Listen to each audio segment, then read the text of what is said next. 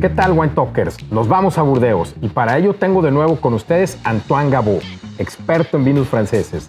Antoine, ¿por qué es importante Burdeos? Bienvenido. Hola Lorenzo, gracias por invitarme. En Francia, cuando hablamos de grandes vinos o lo que llamamos Grand Cru, hablamos generalmente de Borgoña o de Burdeos. Principalmente el factor es el suelo.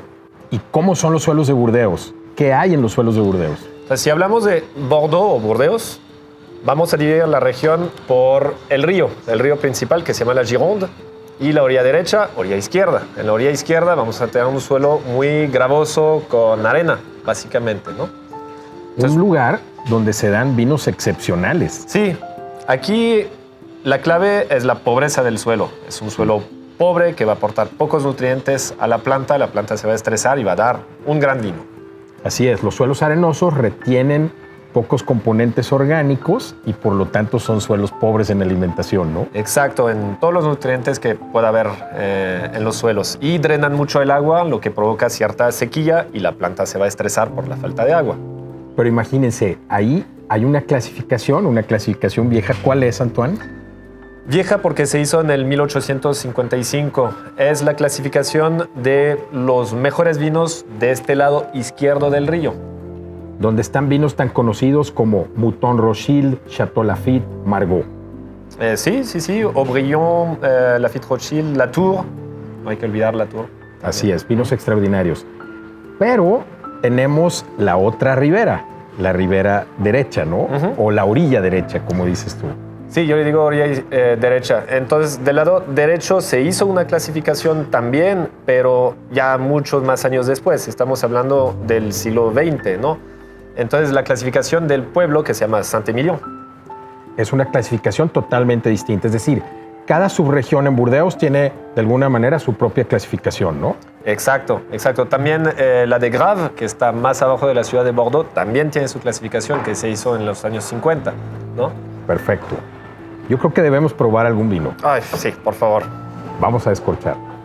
Literal, el vino habla. En este caso es impresionante. Es un vino que habla, nos dice mucho de lo que es y seguramente nos hará hablar para todos ustedes. Hay una cosa muy importante que decir. La orilla izquierda o ribera izquierda tiene predominancia de Cabernet Sauvignon normalmente, ¿no? Sí. Y háblame de la ribera derecha y de este vino. Entonces, de este lado del río hay una tendencia mayor en cultivar más Merlot o Merlot que Cabernet Sauvignon, por naturaleza de los suelos. Sin embargo, aquí, hablando de Saint-Émilion, es un territorio algo grande y según si se trata de un suelo más arcilloso, más calizo o más arenoso, vamos a modular. Entonces, aquí en este suelo arenoso, gravoso, vamos a cultivar cierta cantidad de Merlot. Es un vino que tiene una estructura muy importante en términos de corpulencia. El año, ¿qué tiene que ver un año? Exacto, o sea, tiene mucho que ver con el suelo, definitivamente es el mayor factor, pero ¿qué pasó en el año 2016, que es este año? Muchas horas sol, mucha insolación, una exposición al sol alta por la inclinación de los viñedos también, y aquí por eso tenemos un vino robusto, goloso, lleno de fruta madura. La barrica no llegó a opacar nunca la intensidad de la fruta de este vino.